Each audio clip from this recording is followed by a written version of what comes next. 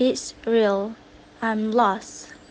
I thought to myself as I wandered around the forest. I knew I shouldn't be here, but where am I? Right then, I tripped over a upground root and fell flat on my face. Ouch! I got up and dusted my jeans. Oops, sorry. I forgot to introduce myself. I'm Samantha and I am 17. Stupid. I remember. I was watching movie Jumanji 2 with Jacob, Melissa and Daniel in the theater. Suddenly, the display screen appeared as well and it sucked me in. So, I am trapped in the movie Jumanji 2 now? Where are they? Am I the only person who got sucked in the movie? How is this possible? There should be 4 persons in the game. Someone help me please. I start walking to see if I can find someone. Right then I tripped over a upground root and fell flat on my face. Ouch! I got up quickly and saw a dark shadow flash by. I followed the way.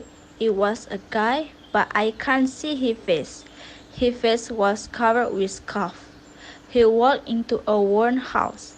I ran toward the house and ran inside. Hello? No one answered. I continued walk into the house. It was dusty and smelled of rotting milk. There were spider webs hanging almost everywhere, and floorboards were ripped out from the ground. I saw a staircase, and the guy was standing there, looked at me, then disappeared. I went into the room. There was only a window, a chair, and a coffee table. The door slammed shut behind me.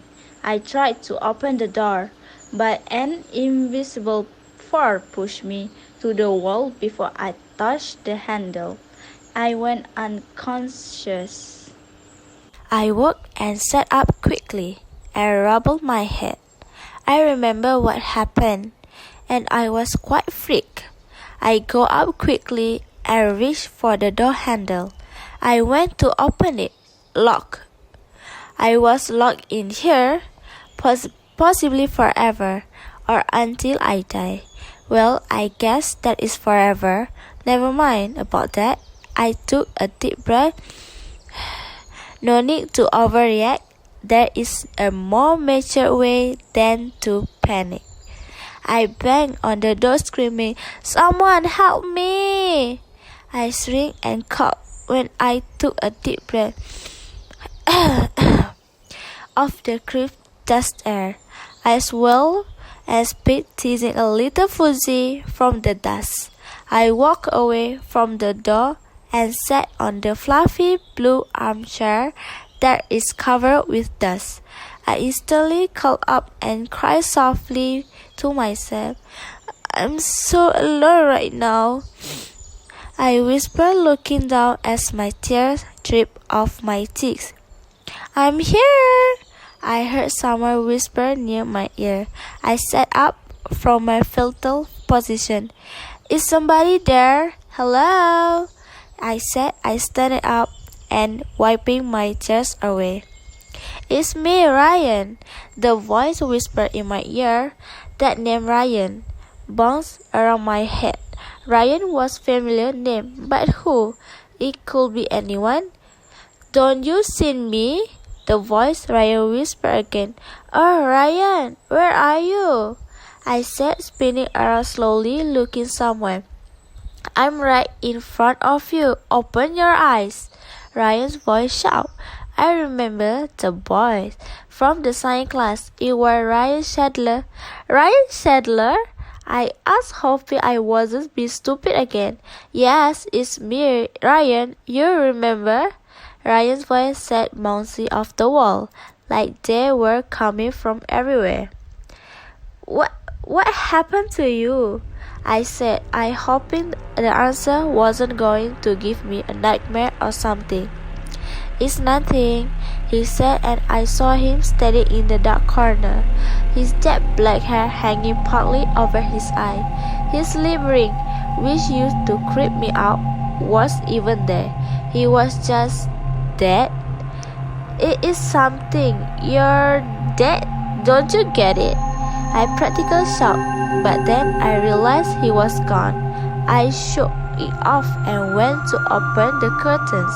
When I did, I saw that the window was fizzly. Then something started to be written in the dirt on the window. You trapped here? I backed away, frightened.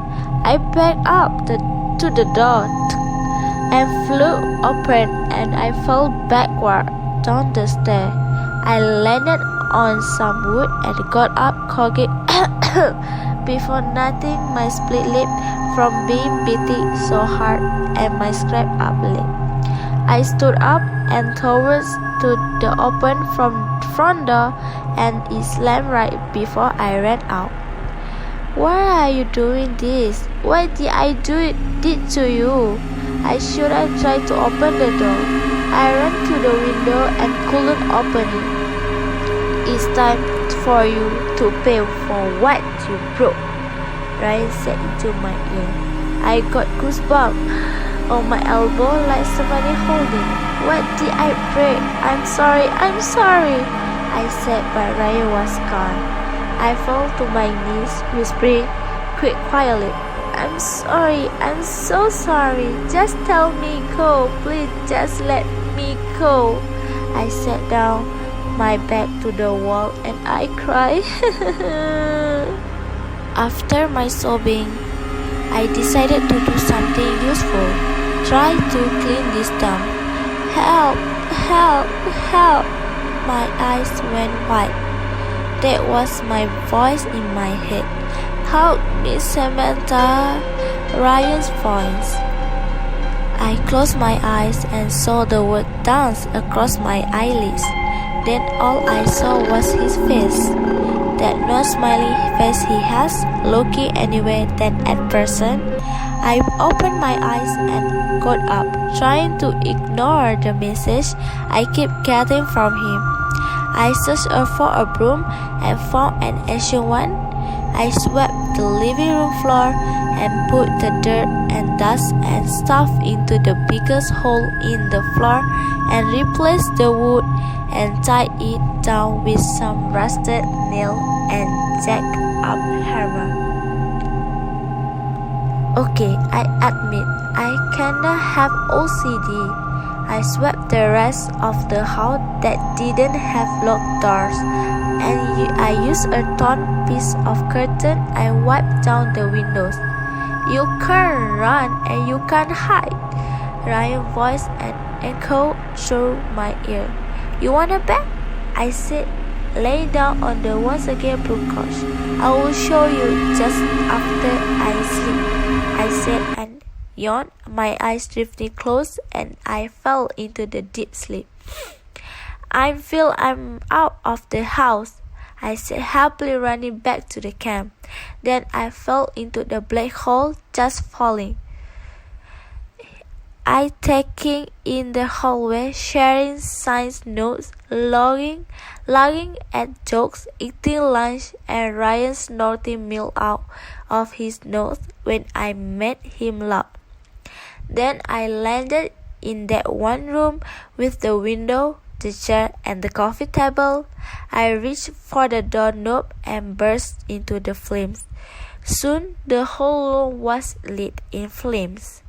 I woke up, clasping my hand to my chest. I looked around the clean-up living room and sighed in relief. I tried the front door and the back door, both locked. I drew in the breath. No worries, I can break a window. I'm sick of this place. I need to go out.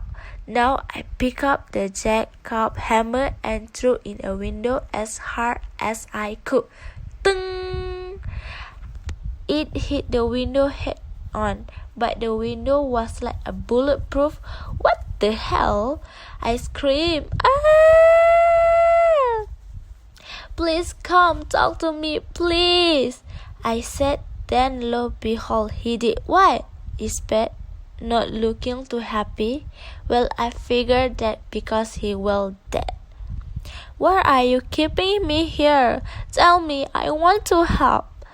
You broke my heart, Ryan said, his face softening. What? I shocked but feeling bad. I kinda just looked at him.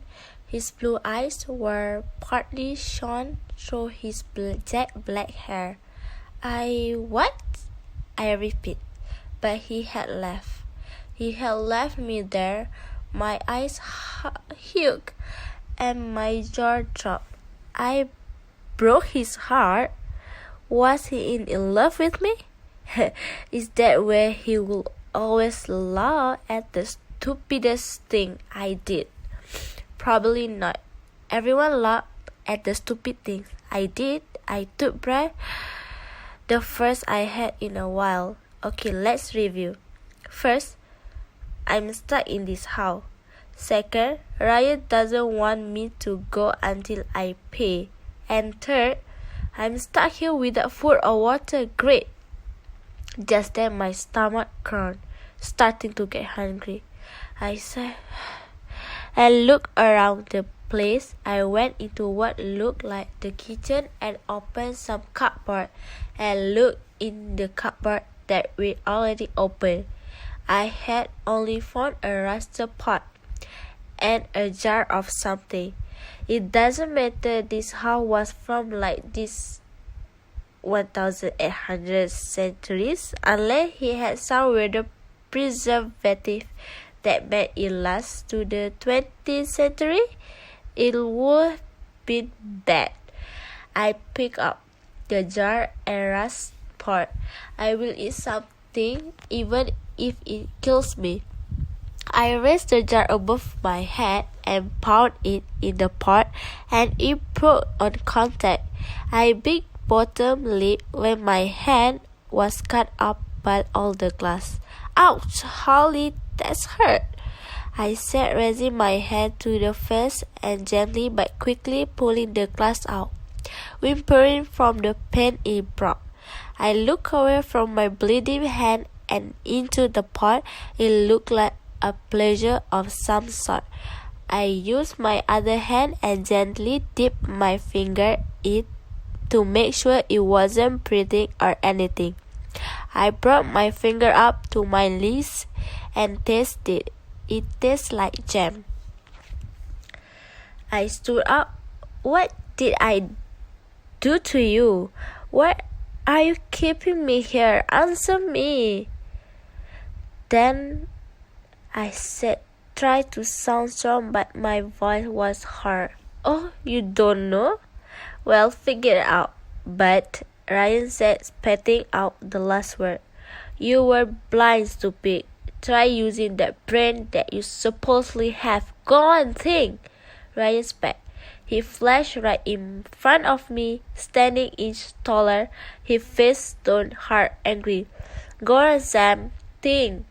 He repeated himself loudly. My bottom lip started to quiver and I had to blink back tears. When he's mad, he can be really mean and scary. Okay, sorry. I didn't mean to yell. Sorry, Ryan said, trying to hold me like he did when kids would pick on me because I was in gifted program. But I didn't work. Sometimes it was good to cry, to let your emotion through. Even the mean girls would be mean and rude, but you would hear them crying in stall. He backed away from disappearing. I sat in the middle of the floor crying, trying to be strong. I'm so scared and I want to go home. I want to go home. When I heard a patter of rain again, I cried even harder. Stop it! Leave my head alone! It's enough already, I said, my voice broken by my cries. But that is a real rain, Ryan said. I looked up. I was at his feet and I bent down and kissed my forehead. It felt like cool air being pushed softly against me. He pulled away looking at me. "I'm sorry," he said, "but I can't let you leave." His face was broken into sadness. There was gone. My heart dropped down to the pit of my stomach. I can't never leave. I thought I couldn't cry again. I had to toughen up like my older brother Eric always told me. Never give up hope. I whispered to myself, never give up hope, never give up hope, never give up hope. I pulled myself off the floor and went to the window. I shouted, "Never give up hope!" The sky shone a white light on me and I went unconscious. Moments later, I heard someone calling out my name, "Samantha! Samantha!" I opened my eyes slowly and saw Jacob, Melissa, and Daniel were standing in front of me. "What a pity! You were sleeping all the time and you missed this wonderful movie," said Jacob. "Luckily, it was just a dream." "Thank you,"